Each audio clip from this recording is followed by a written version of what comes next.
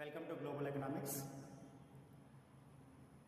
చాలామంది commerce students economics ఎందుకు చదువుతున్నాము, అసలు ఎందుకు చదవాలి అనేది ఒక డౌట్ఫుల్గా ఉంటుంది. ఎకనామిక్స్ సబ్జెక్టు దేనికోసం చదవాలంటే మేనేజ్మెంట్ కోసం చదవాలి. అంటే మేనేజ్మెంట్ అంటే ఏంటి? లిమిటెడ్గా ఉన్నటువంటి రిసోర్సెస్ని మ్యాక్సిమైజ్ యూటిలైజేషన్ చేసుకోవాలి. అంటే తక్కువగా ఉన్నటువంటి వనరులన్నిటిని కూడా ఎక్కువ సంతృప్తి వచ్చే విధంగా ప్రయత్నం చేయాలి. That is called in economics.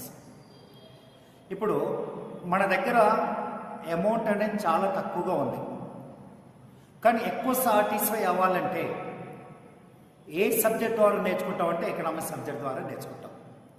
ఈరోజు క్వశ్చన్, ఎల్పిజి మోడల్ అంటే ఏంటి మీకు తెలిస్తే కామెంట్లో పెట్టండి.